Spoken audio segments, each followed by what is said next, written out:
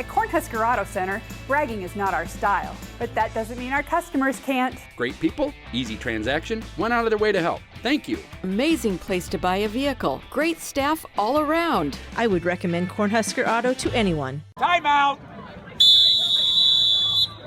Welcome back to Timeout. We're going to take some time to start off this episode with recognizing the improvement that sometimes comes in a season, even though the record isn't quite what you'd like. Case in point, Norfolk High School. They're just 5-10 on the season, but Exhibit A in showing improvement throughout the season probably came last week, hosting 5th-ranked Lincoln Pius X in a game that featured a whopping 13 lead changes. 7 in the fourth quarter alone. Norfolk High had a 4-point lead with 2.5 minutes to go, but back-to-back threes changed that. Then Callan Herman hits a three. Tyson Stelling hits a layup with 4.6 seconds left to tie it. At first, the clock only showed a couple of seconds. They ended up adding some time back on. It was just enough time for Pius to get a layup at the buzzer. Norfolk with just another heartbreaking loss. Let's turn our attention over to Battle Creek, 4th ranked in Class D. Laurel-Concord-Coleridge hitting the road to visit 3rd ranked in Class C, Battle Creek. Yes, Class D versus Class C, you're thinking, okay, they might not quite have the depth, especially with a team like Laurel-Concord-Coleridge that doesn't play a whole lot of guys outside the starting 5. It doesn't matter a whole lot, though, when Noah Schutte scores 16 points in the first quarter alone. 26-9 at the end of one. Battle Creek did get it to within 38-29 in the third quarter, but they only made one field goal in a span of 7.5 minutes. They finished the game shooting just a hair above 30% from the field. Laurel-Concord-Coleridge with the big 63-43 victory. Here's Coach Todd Irwin. In the back of my mind, you're worried about a couple of the shooters for Battle Creek getting hot on us or getting open, but the kids did a great job of being able to press, but yet still control the back end. So Battle Creek had a couple of guys in double figures. Luke Stuvey and Slate Kraft finished with 12 points apiece, but the story of the night was Noah Schutte. 29 points, 16 rebounds, 6 steals.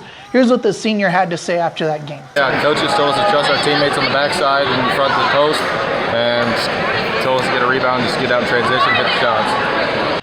And here's the thing, though, for Laurel-Concord-Coleridge is this: they're not done with big games. They got a monster matchup Tuesday in Osmond, and there's a lot of chatter on social media already about potentially having to shut the doors. They're talking, okay, Osmond only holds about 400 people. This is going to be a big game. You're going to want to get there early. Just trust me on that one. Even I'm showing up early. We haven't gotten to the matchup of number ones yet this week. A year ago, Humphrey-Lindsay Holy Family and Bancroft-Rosalie Lyons-Decatur went to overtime. And this year, not quite so much. BRLD led 9-0 before you knew what happened. And BRLD outscored Humphrey-Lindsay Holy Family in every quarter. 74-52 final. Humphrey-Lindsay Holy Family has 2 losses this season, and they are to defending Class C finalists from the area. Here's BRLD coach Corey Meyer. Again, we want to come out with a strong start. The kids did just that. And, I know they're tall, but, with us being as fast as we are, we can take advantage of that sometimes. And I thought our kids did that. Lucas Vogt probably could have had a triple-double if he wanted to. 11 assists. 8 rebounds, 6 steals, 6 points. The reason he didn't need to score a whole lot, Jackson Johnson, 24 points, 14 rebounds.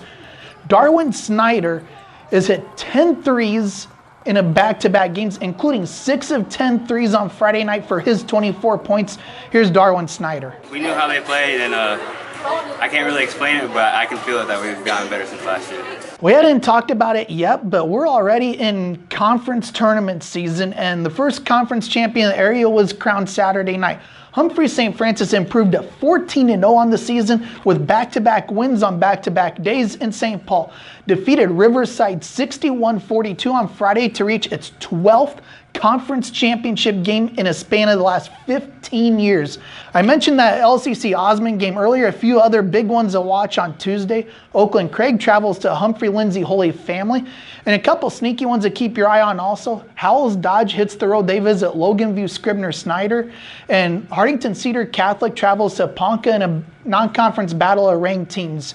And on Thursday, North Bend Central travels to face Wisner Pilger. And just like that, conference tournaments begin really in earnest on Saturday. Check out the latest boys basketball ratings later this week. You'll only be able to get those in print or digital subscription. Trust me, it costs nothing compared to weekend party supplies. I'm Nick Benish, and thanks for taking a time out with us.